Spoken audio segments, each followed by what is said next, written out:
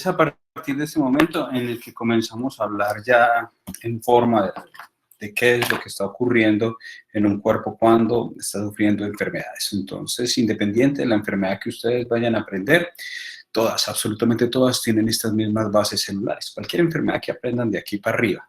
Entonces, estos conceptos son pilar y son base para poder comprender muchas de las noxas con las cuales van a estar en relación en su carrera.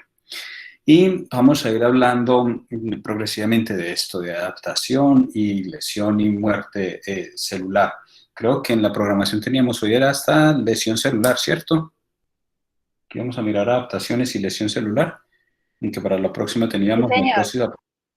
necrosis. Listo. Entonces hoy llegamos hasta este componente, hasta el componente de lesión. Y ya para la próxima clase ya hablaremos ya de muerte celular. Uy, ya para la próxima Profe, ya ¿y estoy muerte viejito. celular es lo mismo que inflamación o es algo diferente? Ah, no, entonces falta ese tema. Entonces teníamos inflamación y después muerte. Sí, profe, porque para este corte tenemos inflamación y muerte ya entra para el próximo. Sí, entonces sigues inflamación. No, no es lo mismo, no es lo mismo. Entonces vamos a ver adaptación y después para la próxima vemos inflamación. Bueno, este tema es extraído fundamentalmente de un libro que se llama La patología de Robbins. Hay muchos libros, pero pues este es el que nos vamos a guiar porque me parece que está muy bien estructurado. Y lo que vamos a ver es desde un punto de vista muy general, qué es lo que ocurre en las células cuando están enfrentándose o al estrés o a un estímulo nocivo, ¿sí? Muchas veces esto lo van a encontrar como noxas, ¿sí? O sea, como algo que está siendo deleterio para una estructura celular. Hasta el momento, en estos semestres, hemos hablado de esto, de una célula que está normal y que está cumpliendo una de las características de la vida, que es poder tener homeostasia. ¿Qué es poder tener qué? ¿Qué significa eso? Equilibrio. Homeostasia. Equilibrio, un equilibrio entre el medio interno y el medio externo.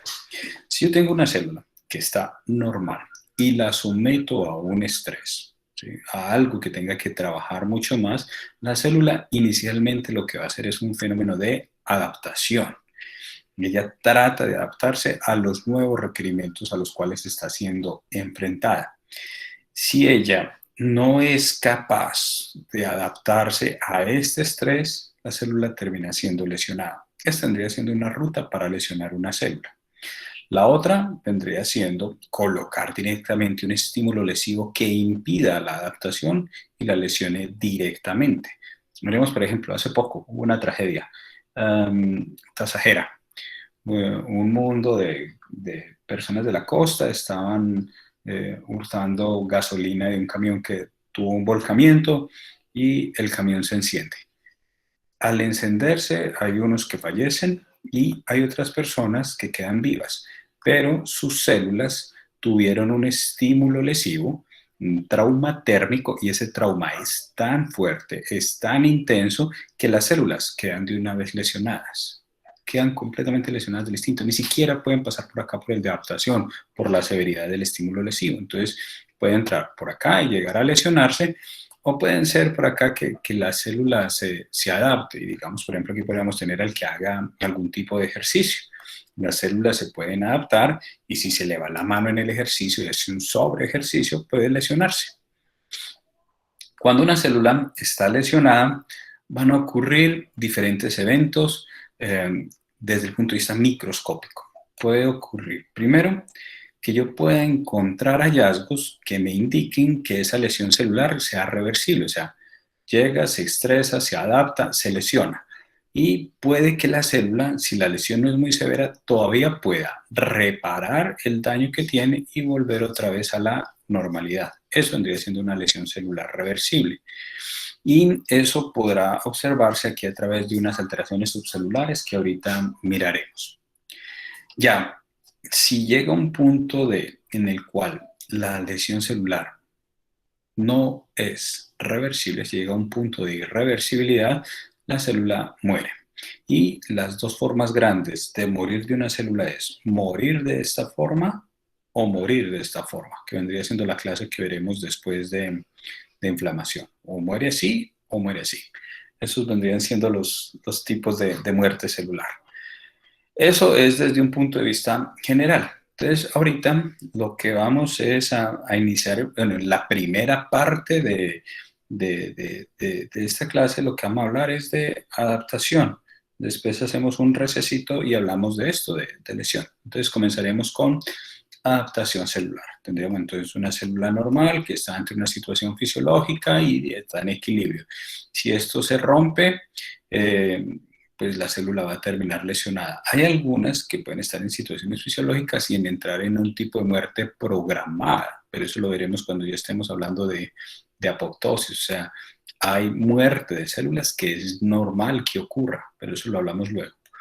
Si la célula aquí tendríamos que estar lesionada, pues la célula se adapta, la lesión podría ser reversible o irreversible, si es reversible vuelve otra vez a la normalidad, si es irreversible, pues la célula muere.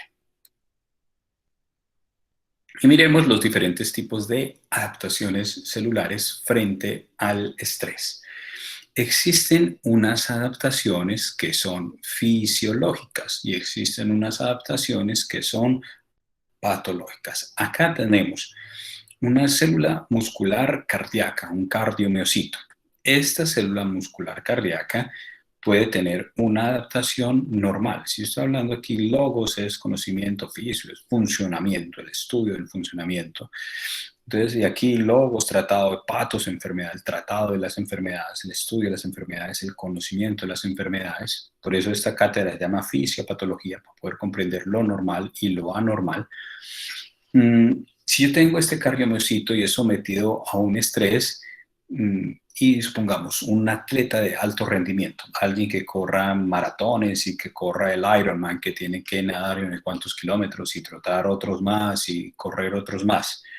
Entonces esta persona, como su cuerpo necesita tanta sangre recorriendo su sistema circulatorio, su corazón se va volviendo más musculoso para bombear más fuerte.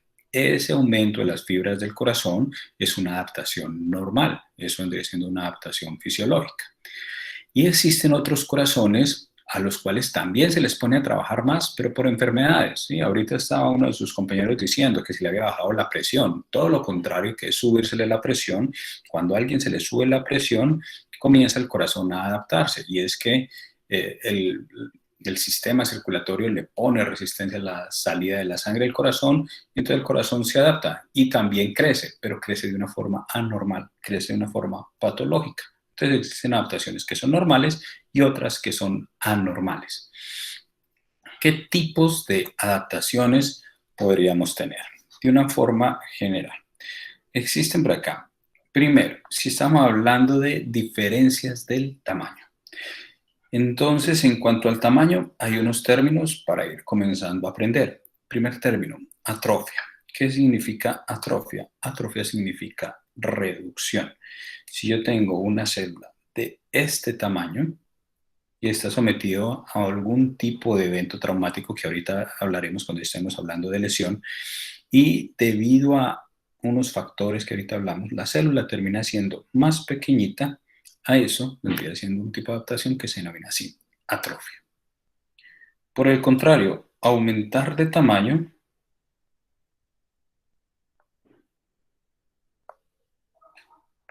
es a lo que se va a denominar hipertrofia.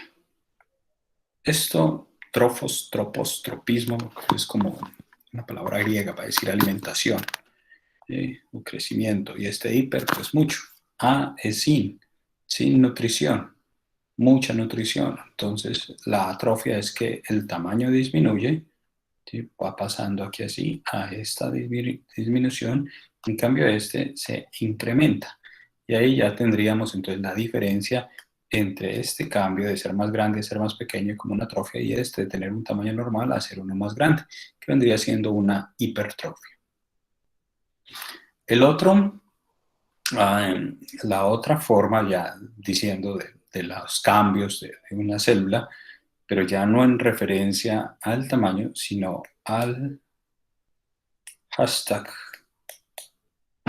Entonces tendríamos por aquí lo siguiente. Hashtag atrofia es esto, que yo tenía un número X de células y los disminuí. Tenía, no sé, 20 seguidores y me quedé con uno. Eso vendría siendo una atrofia. Disminuir el número de células. Aquí atrofia es un término que aplica tanto para una disminución en cuanto a número en cuanto a disminución de tamaño. Pues yo puedo decir atrofia si una célula disminuyó de tamaño, o puedo decir atrofia si una célula disminuyó de número. Después tendríamos por acá, si yo aumento el número de células, si tenía esta cantidad de células, y ya después voy a incrementar en forma notable el número de ellas, a eso es a lo que se le va a denominar hiperplasia. Disminución, atrofia, aumento, hiperplasia. Tipos de adaptación.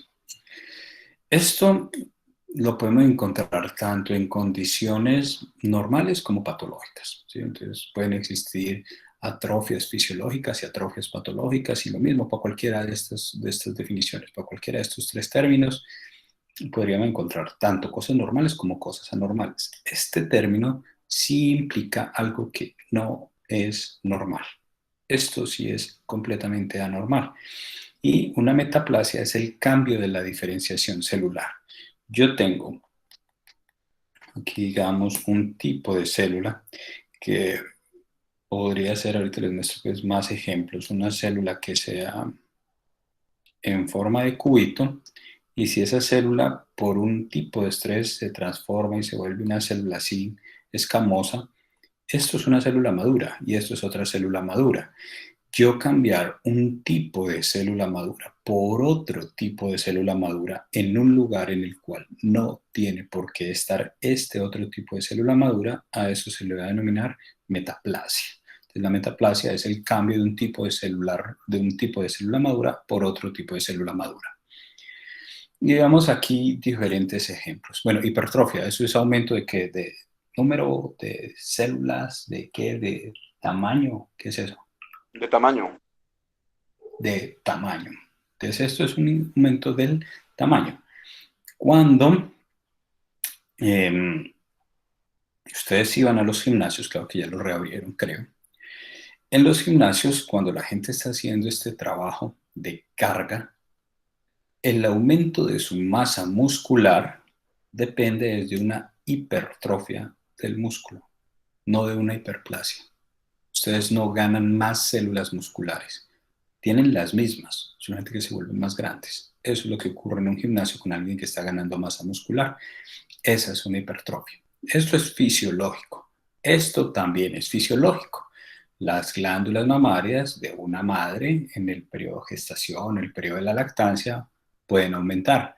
Y ese aumento del tamaño es porque existe un estímulo hormonal que llega a este tejido glandular y lo pasa a este tamaño y lo vuelve mucho más grande. Este aumento de tamaño va a hacer que la mama aumente en volumen. Eso vendría siendo una hipertrofia fisiológica. Esto es normal y esto es también normal. Por acá tendríamos entonces una hipertrofia mamaria de carácter fisiológico, y por aquí podríamos tener ya uno de los ejemplos de una hipertrofia, pero ya patológica. Entonces aquí tendríamos algo normal y por aquí ya podemos ver algo que es completamente anormal. Esto es un corazón y, bueno, ¿y cómo se llama esta parte del corazón?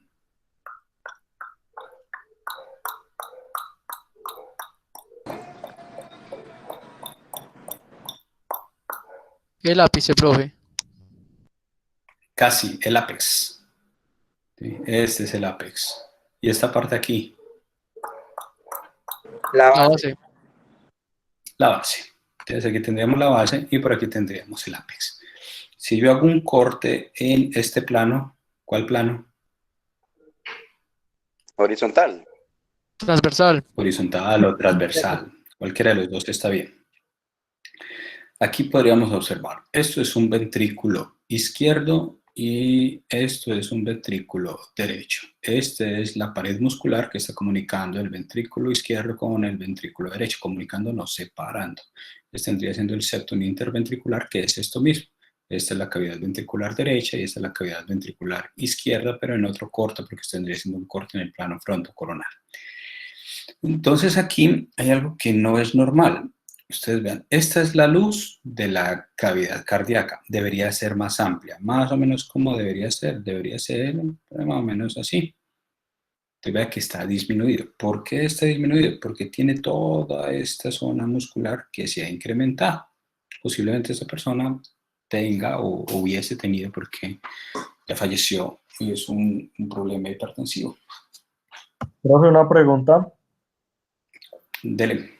¿Eso lo miran con un ecocardiograma o qué? ¿O eso no se puede? Eso sí se mira con un ecocardiograma. Eso sí se puede mirar con un ecocardiograma.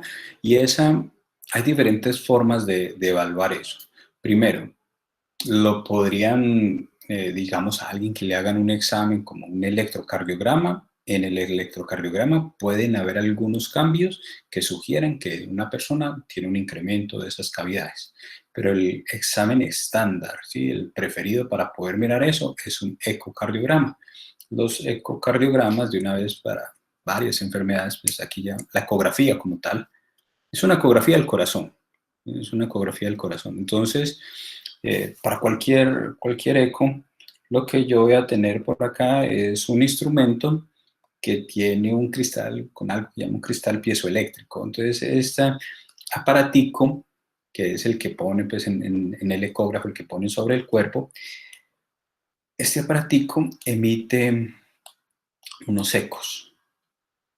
Entonces, esos ecos, al chocar contra un elemento, estos ecos se devuelven. Entonces, al devolverse, van a existir diferentes patrones de sombra. Esta sombra va a ser mucho más profunda y aquí no va a ser más profunda. Y así es como se va formando el, la imagen que se puede observar en los ecocardiogramas. Bueno, o en las ecografías o en las ecografías abdominales. Todo tipo de eco funciona así. Las ecografías obstétricas también van a ir funcionando así. Entonces es esto que llega hasta acá y después se devuelve. Entonces, si aquí existe una mayor obstrucción, pues en el ecocardiograma pues, se va a ver eso y se pueden hacer, ya obviamente los equipos ahorita están altamente sofisticados, entonces se puede medir con precisión qué tan grande, qué tan pequeña es esa cavidad cardíaca y puede permitir una gran cantidad de estudios, de medidas y de funcionamiento desde el punto de vista dinámico del corazón. Pero sí se hace así. Ah, listo, profe, gracias. Hiperplasia, ¿es qué? ¿Incremento en qué? Aumenta lo que usted. ¿En él? Número de Células. número de células. Y ahí estaba el pastel, ¿sí? En el número de células.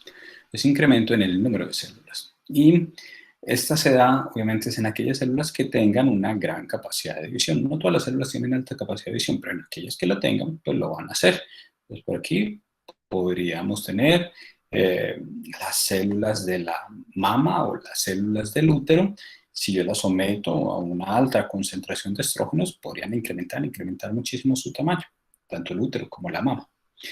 Y lo que sucede es que ante eso comienzan a ciclar mucho más rápido su proceso, su ciclo de vida celular, y entonces por eso comienzan a aparecer muchas más células a partir de una progenitora. Y eso, como ya les he dicho, puede ser normal o puede ser completamente anormal. Este caso de lo que observan acá es algo completamente anormal. Este es un útero que ha sido cortado en el plano frontocoronario. ¿Qué sucedió entonces aquí con este útero? Observen, este es el cuerpo del útero, este es el cuello del útero y estamos observando la mitad posterior de este útero. El útero por dentro, cuando veíamos en embriología el semestre pasado, hablábamos que por aquí había una cavidad en la cual se implantaba el bebé, que era el endometrio.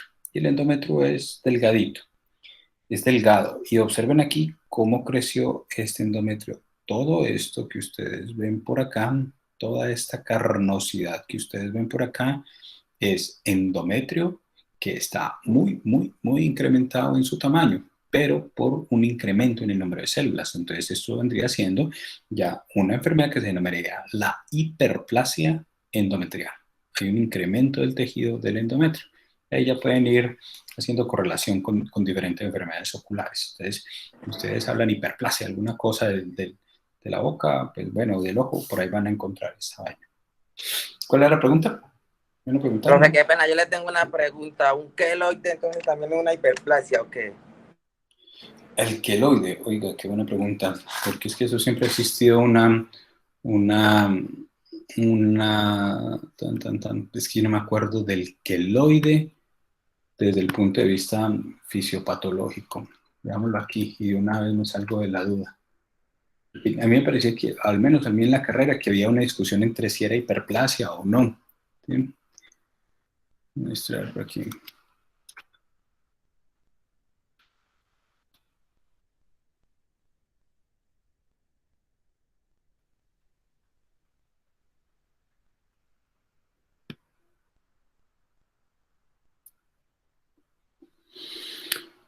A ver, queloide, histología. Pero sí, el queloide de una vez, para los que no conozcan, es un tipo de cicatrización anormal en el cual las cicatrices van quedando gruesas, como una especie de gusanos. Y se da, eso tiene una variable de persona a persona, pero son más frecuentes en la raza negra. La raza negra tiene una mayor predisposición a hacer este tipo de cicatrices, sobre todo en el dorso, en la espalda. No, aquí me aparece. Ah, ya, tan lento yo. Permítanme aquí.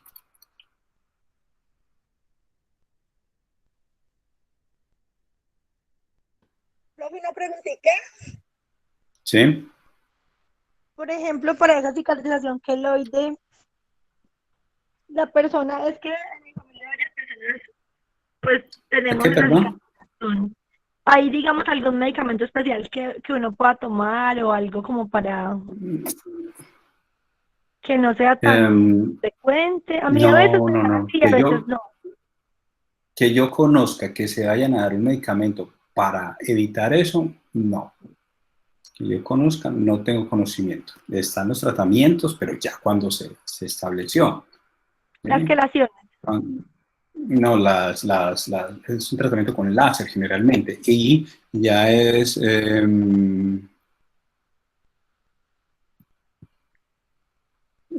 que a veces cuando está el procedimiento quirúrgico, lo que hacen es colocar unas especies de siliconas, Sí. y esas siliconas lo que sirven es para evitar que se forme el tejido queloide. Pero tampoco, y lo mismo unas vendas de compresión que se utilizan. Uy, porque a mi tío varias veces le sale como en el pecho y luego Sí, va al médico y eso como que, yo no sé, se le estalla, no sé cómo se dice, y se le ponen horribles. Y un primo mío también, toda la espalda, siempre el dorso, como tú decías, y los brazos casi hasta el codo. sí, entonces Y le vean, por salía ejemplo, que estas también cuando era son, adolescente se le ponía así en queloide. y entonces vean, por ejemplo, esta fue una persona a la cual hizo un queloide por haberse hecho un piercing. Entonces vean cómo le quedó. Se hizo un piercing en el rotico y la cicatrización es anormal, y veanlo, aquí está. Esto es un queloide por acá en el pie, ¿sí? Y aquí tendríamos entonces la definición. Es una proliferación, bueno, aquí no dice nada, pathophysiology. Lesiones fibróticas, desorden fibroproliferativo.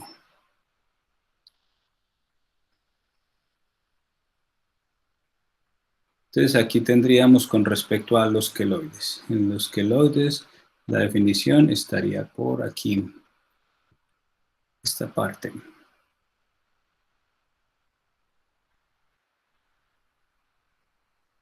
Esta parte. Entonces, un queloide es una proliferación excesiva de un tejido normal. Y hay una producción excesiva de proteínas, colágeno, elastina, proteoglicanos, debido a un proceso inflamatorio. O sea que hay una serie de cosas que están por fuera de la célula que incrementan su tamaño, fuera de que la célula se repare, ¿sí? Y hay hipertrofia. Hay hipertrofia. La hipertrofia en la cicatricidad, sí, entonces no estaba tan perdido yo. Tenía así que era un proceso de hipertrofia. Ah, bueno, listo, profe, muchas gracias. Entonces estaría eso. Tendría siendo hipertrofia, pero no es solo la hipertrofia, sino que la hipertrofia hay que sumarle esta otra cosa, una excesiva proliferación de tejido normal, pero que no es de una célula, de otras cosas. Es la o sea, la fregada porque es que incrementa también el tamaño de la célula y también se incrementa todo lo que rodea la célula. Profe, ¿se puede considerar entonces como hereditario? Sí tiene patrones hereditarios, sí tiene un patrón hereditario porque eso tiene que ver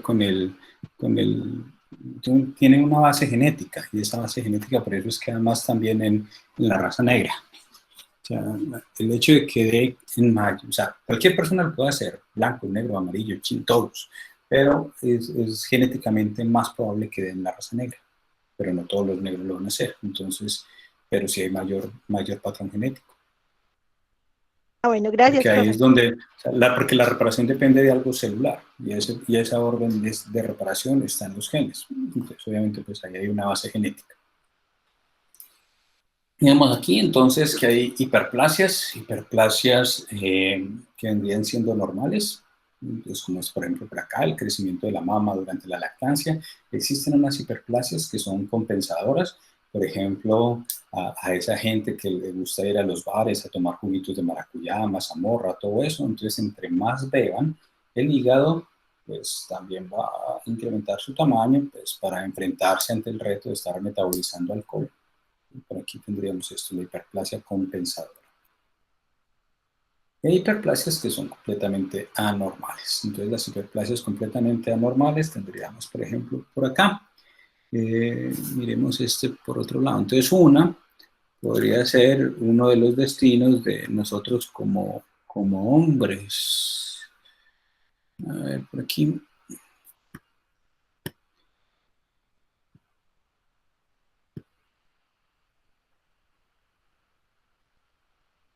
Vendría siendo lo siguiente.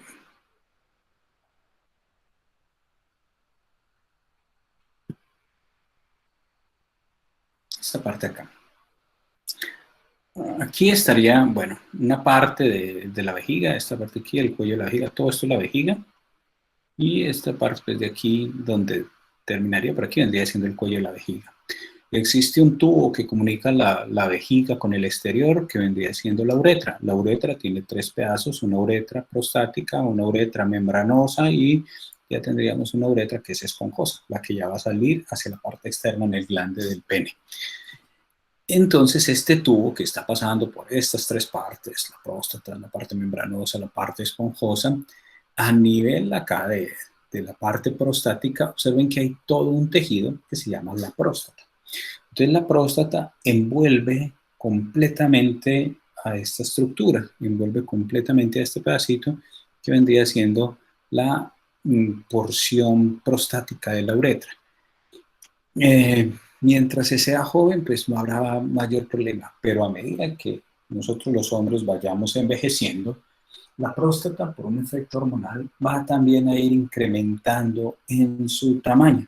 Y al ir incrementando en el tamaño, lo que va a hacer es que va a comenzar a comprimir este tubito que trae la orina desde acá, desde la vejiga, hacia el exterior. Entonces esto se va a ir volviendo cada vez más y más y más estrecho, porque esta glándula prostática va a estar mucho más grande.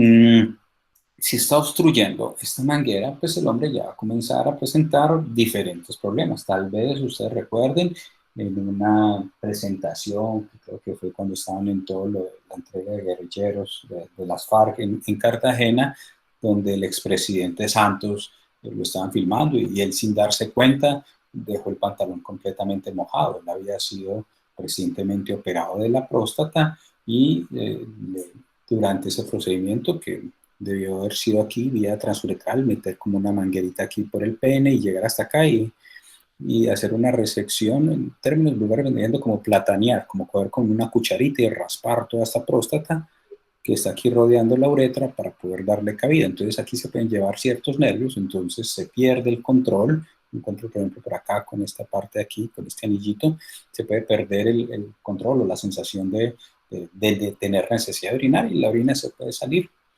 Entonces aquí, para todos los hombres, quieran o no, a medida que ya vayamos envejeciendo, pues esto se va a ir incrementando y van a comenzar a aparecer problemas como el goteo después de orinar, la disminución del calibre del chorro, ya no van a ser capaces de tumbarte la araña ni nada de eso, va a ir disminuyendo y podrían tener episodios de incontinencia o también de retención urinaria. Esto se podría cerrar completo y la orina se queda aquí retenida y él no es capaz de orinar, hace mucha fuerza y no sale, o orina y orina poquitos, a goticas, y ya cuando termina de orinar queda con la sensación de que todavía le falta orina por sacar, y todos esos son fenómenos que se van dando por un incremento acá de estas células de la próstata. Entonces eso vendría siendo algo que es patológico, pero que es de las condiciones normales del envejecimiento humano, que vendría siendo esta estimulación hormonal de la próstata. Ven aquí una próstata normal y por aquí una próstata obstruyendo la uretra prostática.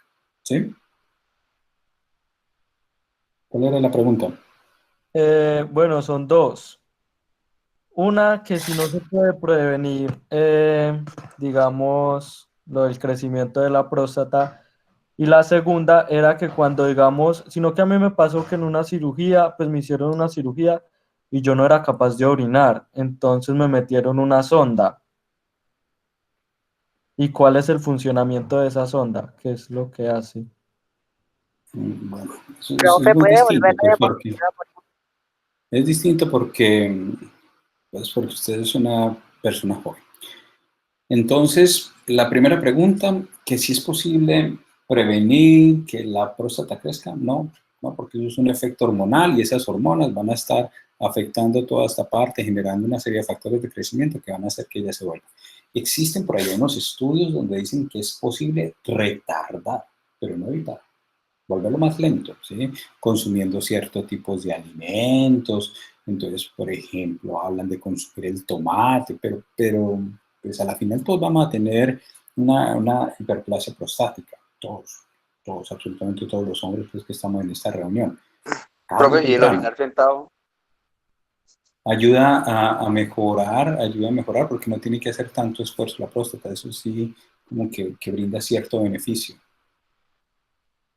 Profe, a pesar de ser fisiológica, porque pues corresponde a patológica, hiperplasia patológica. Porque no estoy hablando de que sea fisiológico, porque es que al final se va a terminar transformando en una enfermedad. Yo digo es que es un inevitable para todos. O sea, todos los hombres terminaríamos entonces por acá con una hiperplasia de la próstata. Y esa hiperplasia va a generar enfermedades. Y esa enfermedad se llama así, hiperplasia prostática benigna, porque es un crecimiento de la próstata que es benigno, o sea, que no es tumoral, que no es canceroso, nada de eso. Pero genera enfermedad. Pero no es que sea fisiológico, no porque cuando hablamos de fisiológico es que hablando de un tipo de adaptación y responde a esa adaptación, en fin, pero aquí no, es un efecto hormonal a largo plazo en el cual pues, va a terminar haciendo que crezca y generando síntomas.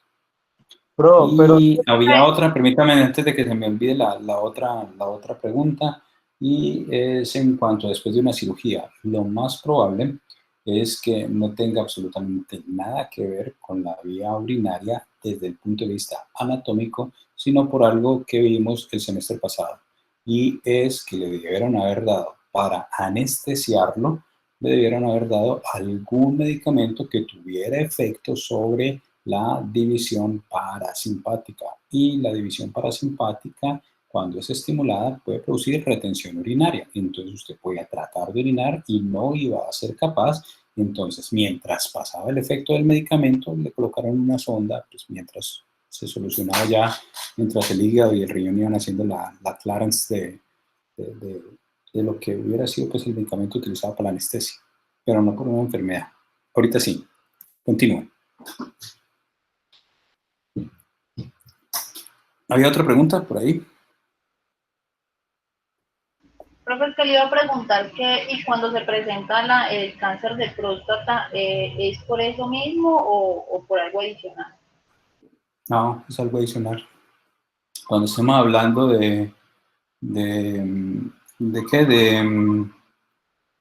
cuando estemos hablando de lesión celular, de muerte celular, pues hablaremos de cáncer.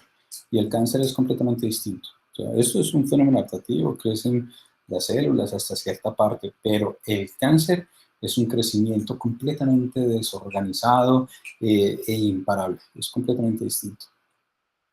Listo, profe, gracias. Pero entonces Listo. para algunos pacientes que no tienen como una sintomatología muy grave, sino que es leve, no es necesario operar. O sí En toca. hiperplasia prostática, Sí, señor. sí, no hay necesidad. O sea, es que en la próstata, en la patología, en la hiperplasia prostática benigna, ¿por qué operan? Porque la persona no es capaz de orinar. Por eso es básicamente lo que opera. Porque es una persona que termina yendo cada 2 o 3 días al servicio de urgencia porque no es capaz de orinar y el abdomen está como un globo y entonces y llegan y digamos que una primera vez le pueden pasar una sonda, pero yo he tenido pacientes en los cuales llegan a urgencias y uno va a tratar de pasar una sonda y no es capaz. La sonda se acoda a la mitad del pene y no pasa. Y no pasa porque la obstrucción es muy grande. Y cambia uno de sonda y utiliza uno de las pediátricas y nada, y tampoco. ¿Sí? Y trata de pasar un tipo de sonda que llama una sonda de 3 vías, menos aún. ¿Sí? Y entonces a Uy, veces no, lo ya que estoy toca, débil. entonces a veces lo que toca es solucionarle el problema. Pero leo porque estoy hablando de la experiencia, llega Tom y clavarle una aguja en el abdomen y ahí comenzar a ir sacando los seringados de miaos para al menos que disminuyera el dolor. Pues ustedes saben cuánto es el dolor de no ir al baño y estar ustedes desesperados, digamos, en un bus buscando un baño y nada. ¿Sí? Entonces, el dolor de tener una retención urinaria es intenso. Entonces, al menos con la clava de la aguja, merma. Y entonces, si no es capaz de pasársele la sonda, ya toca es que venga el urólogo, se le hace una incisión chiquitica en el abdomen y se mete con un troca, es como una especie de, no sé, como un destornillador hueco, y se mete, eso se clava a la vejiga y ahí quedan orinando, pero por el abdomen, mientras lo operan. Entonces, por eso es que se opera básicamente en la hiperplasia, por las obstrucciones. Ah, Pero si listo. usted no tiene mayor problema, pues orina despacito y eso, pues no lo habrá que operar. Acá estamos observando otro tipo de hiperplasia. Entonces, aquí podríamos tener 2 explicaciones para esta imagen. Una explicación vendría siendo esto. Es una persona que tiene mala higiene, no utiliza seda dental, no va donde el odontólogo 2 veces al año para que le hagan higiene y que le quiten el sarro. Y el sarro está hecho de una serie de minerales y de bacterias. Y esas bacterias se meten por acá en el tejido periodontal, se llama el periodonto, y producen una cosa que vendría siendo lo que nosotros veremos en una próxima, que vendría siendo una periodontitis. Entonces podrían dejar todo este fenómeno aquí inflamado, una encía roja, sangrante. Esa podría ser una explicación de por qué esta persona tendría una hiperplasia gingival. Esto, una forma técnica de decir encía, es la parte gingival. Entonces esta persona aquí tiene una hiperplasia gingival. Otra opción es que esta persona sea epiléptica. Y a esta persona que es epiléptica le están dando un medicamento que se llama fenitoína o epamín, y la fenitoína epamín puede producir en algunos pacientes una hiperplasia debido a un efecto dentro de los componentes del medicamento. Entonces ahí ya tendríamos otro ejemplo de hiperplasia, una hiperplasia gingival.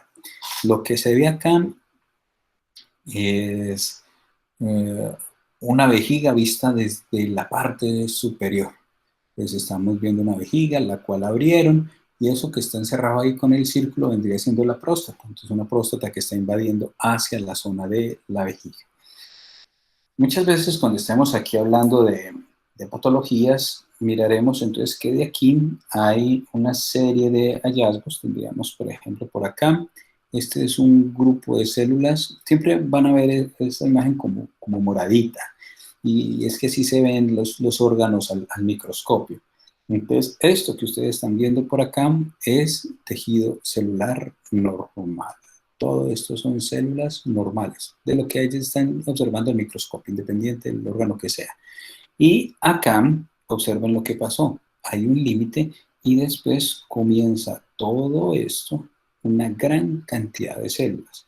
Estos eran el tejido celular normal y observen aquí cómo incrementaron. Cada uno de estos punticos moraditos que ustedes ven por acá es un núcleo de una célula.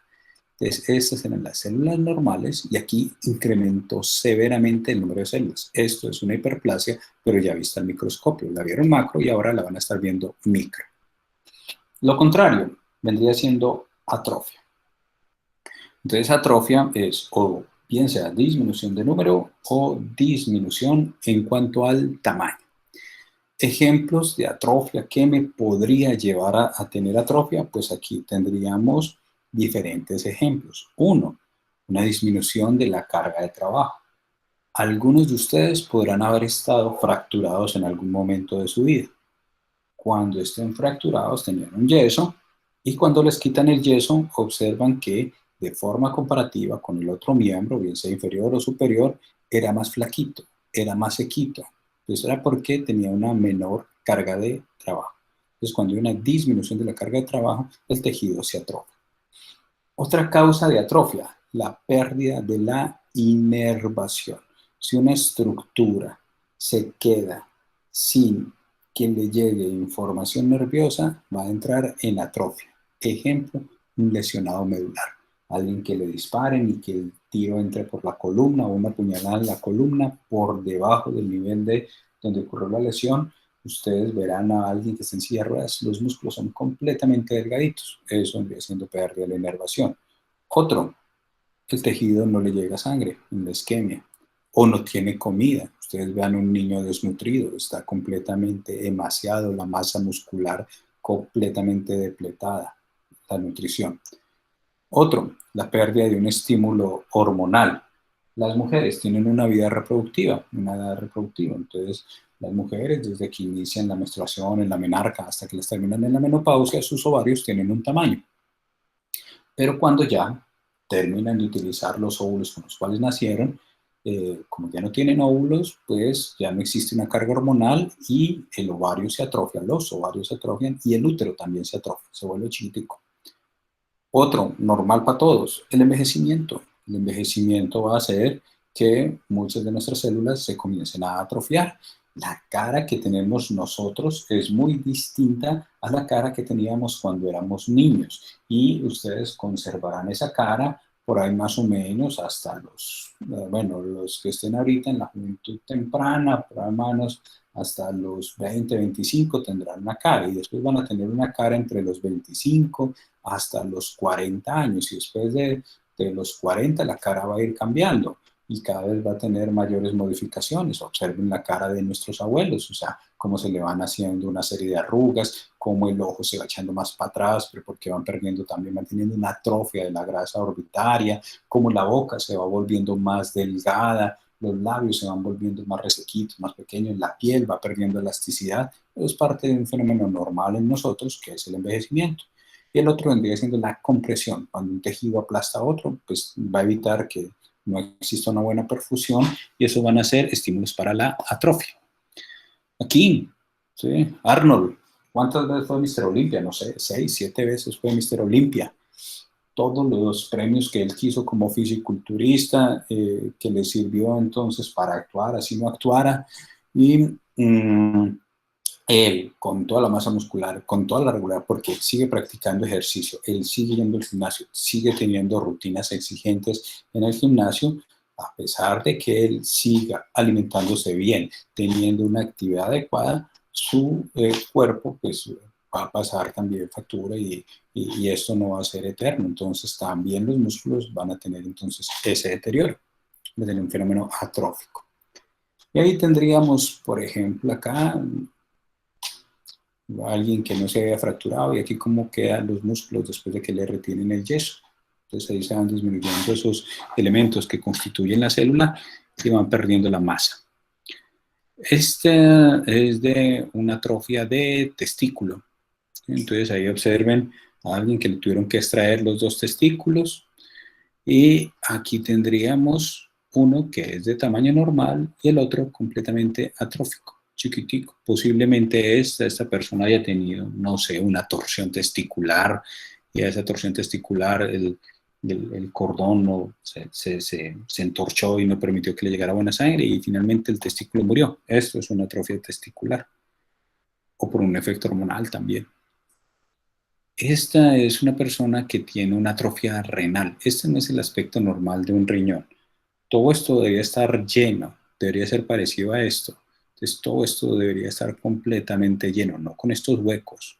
Estos huecos hablan de que esta persona posiblemente tuviera problemas de cálculos, problemas de infecciones urinarias, problemas de reflujo de la orina desde la vejiga hacia el riñón, y eso hizo que esto se fuera dilatando, dilatando, dilatando hasta ir dañando y haciendo perder tejido renal. Entonces, este riñón está completamente inoperante con una gran destrucción por un fenómeno atrófico, una atrofia renal.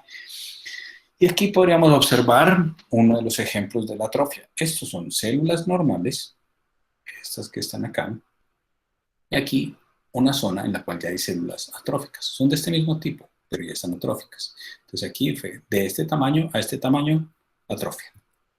De mayor a menor. Bueno, esto no. Y tendríamos acá el otro ejemplo que vendría siendo la metaplasia. Entonces la metaplasia, siendo definida como aquel cambio en el cual hay un paso de un grupo celular maduro hacia otro grupo celular maduro, pues entonces aquí lo que está ocurriendo es que aquí teníamos lo que les mostraba, unas células musculares cuboideas, aquí están pasando hacia una parte escamosa. Entonces hay una reprogramación, generalmente por un trastorno genético, hay algo que está siendo adverso para el cuerpo y que lleva a que las células cambien. Y un ejemplo de algunos, entonces aquí tendríamos, por ejemplo, yo puedo tener una estructura cuyas células sean como un cilindro, un epitelio cilíndrico, y podría ser que esta persona fuma mucho o que tiene muchos cálculos. Entonces al tener esta exposición ante este factor agresor, cambia hacia una célula que sea escamosa y ahí ya tendríamos entonces un daño, por ejemplo, el que podría ser, no sé, un cáncer de pulmón.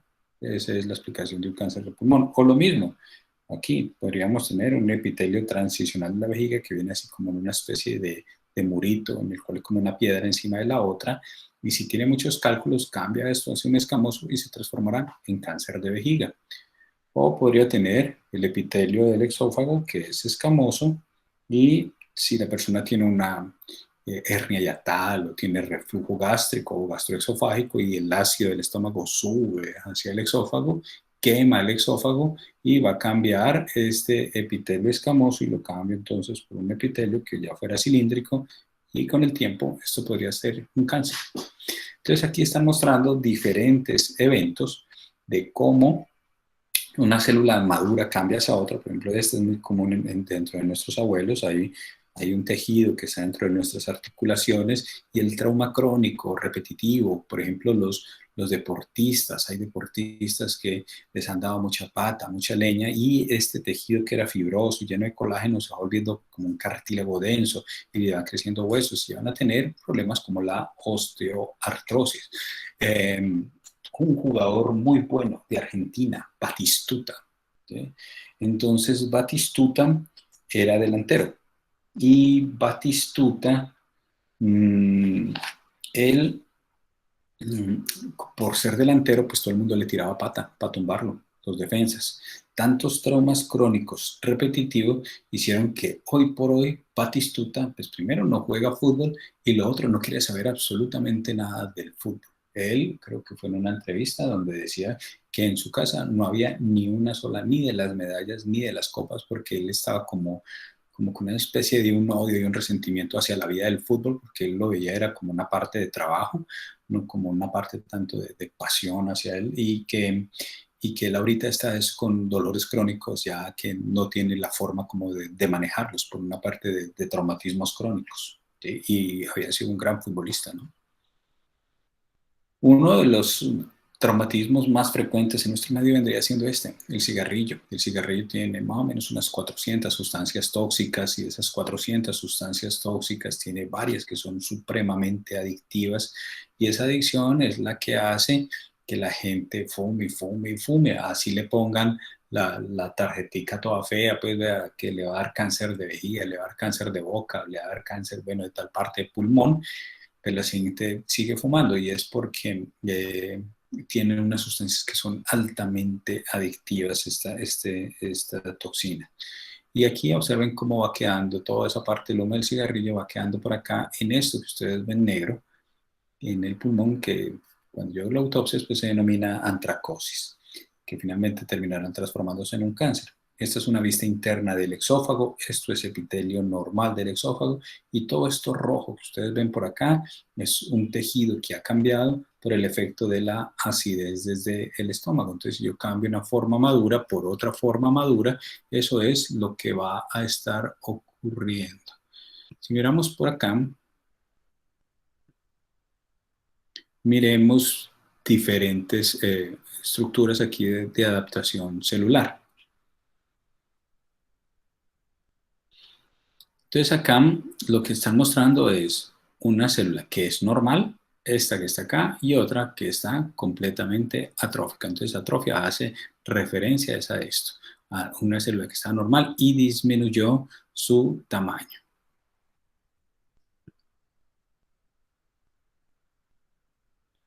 La misma que les estaba mostrando, aquí teníamos este teste que está en atrofia, mucho más pequeño, y este que estaba normal. Otra, una atrofia cerebral. Sí se vio el cerebro de una persona con Alzheimer. Si recordaban cuando veíamos entonces el encéfalo, recuerden que esto era como mucho más llenito y esto no tenían estos huecos, fisuras, surcos, fisuras, no estaban tan pronunciados, esto estaba bien, bien, bien rellenito. Entonces acá estos giros que están estrechos, estos surcos que son mucho más profundos, así es como se ve el encéfalo de una persona con Alzheimer. El cerebro comienza a estar atrófico. Porque qué pena, una persona que tiene microcefalia también, o sea, el cerebro es atrófico, ¿o qué? Sí, debe estar atrófico, debe estar atrófico. Alguien que tenga microcefalia Bueno, listo, profe, debe tener también micro. Y aquí está el ventrículo izquierdo y esa es una hipertrofia, como les había mostrado, del ventrículo izquierdo. Por un incremento de la carga, posiblemente de una persona hipertensa. Los mismos, estos que vendrían siendo como estas carnosidades, cada una de estas carnosidades que está por acá es de una hiperplasia endometrial. Aquí una próstata. Entonces aquí la sacaron toda la torta. ¿Sí? Entonces aquí tendríamos, aquí y fuera de esta tenía un nódulo, o sea que tenía algo ahí también como medio sospechoso para cáncer. Entonces por aquí era donde bajaba la orina y por aquí tendríamos la próstata rodeando. Esa es una próstata bien incrementada de tamaño, grande. Bueno, esta no. Y aquí estamos mostrando epitelio. Epitelio, entonces aquí hay, en la flecha están mostrando un epitelio respiratorio normal. Y acá están mostrando epitelio escamoso. Entonces, aquí esto es normal y esto es escamoso. Entonces, vamos a ver por aquí a ver si esto me da.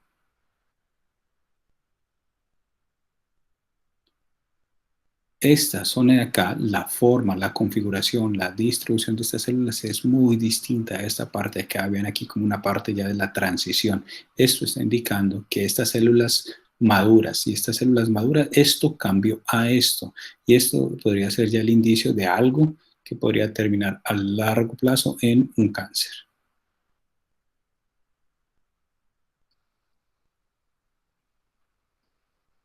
Esta es del exófago, esto es la parte normal del epitelio del exófago y por aquí es donde está llegando epitelio columnar o cilíndrico del estómago. O sea, lo normal es así, lo anormal es esto. ¿Qué pasó? La imagen que yo les estaba mostrando como entre rosadita y muy roja. Ese exófago está siendo sometido a un estrés por el ácido que está subiendo desde el estómago. Esta no. Entonces ya es ya casi canceroso, la displasia. Y esto ya es de muerte, apoptosis. Bueno, muchachos, entonces hasta acá hemos visto los diferentes tipos de mecanismos de adaptación de una célula. Lo que sigue por mirar es qué es lo que sucede cuando una célula ha sido lesionada. Para poder hablar de los diferentes tipos de lesión, de los mecanismos, de lo que ocurre entonces a este nivel, pues vamos a hacerlo en un recesito. Nos vemos en 10 minutos a las y 40, pero antes